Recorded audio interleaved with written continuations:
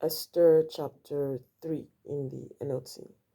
Haman's plot against the Jews.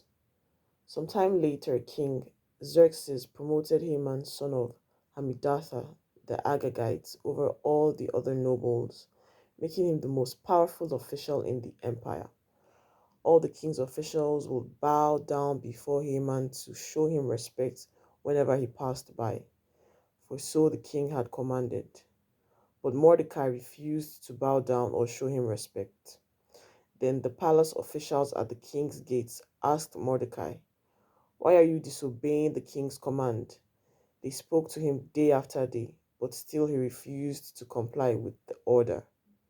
So they spoke to Haman about this to see if he would tolerate Mordecai's conduct, since Mordecai had told them he was a Jew. When Haman saw that Mordecai would not bow down or show him respect, he was filled with rage. He had learned of Mordecai's nationality, so he decided it was not enough to lay hands on Mordecai alone. Instead, he looked for a way to destroy all the Jews throughout the entire empire of Xerxes. So, in the month of April, during the 12th year of King Xerxes' reign, lots were cast in Haman's presence.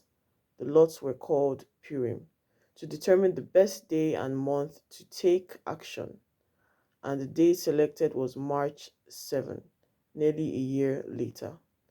Then Haman approached King Xerxes and said, "There's a certain race of people scattered through all the provinces of your empire who keep themselves separate from everyone else.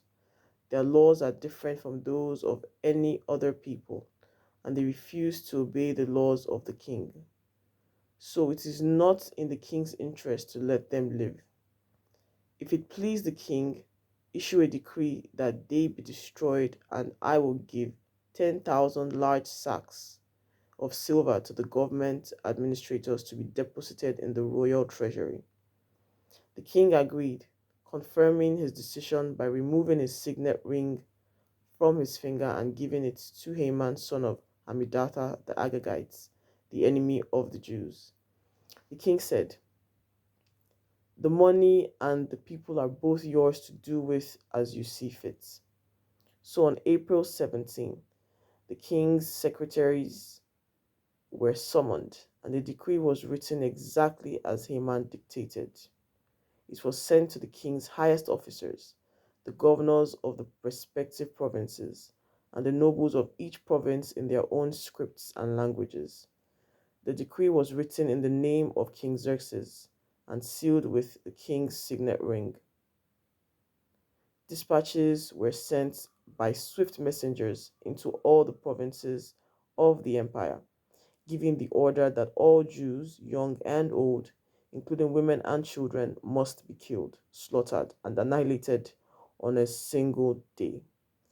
This was scheduled to happen on March 7 of the next year. The property of the Jews would be given to those who killed them.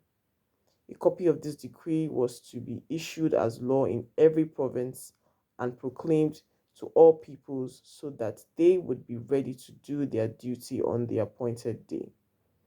At the king's command, the decree went out by swift messengers, and it was also proclaimed in the fortress of Susa. Then the king and Haman sat down to drink, but the city of Susa fell into confusion.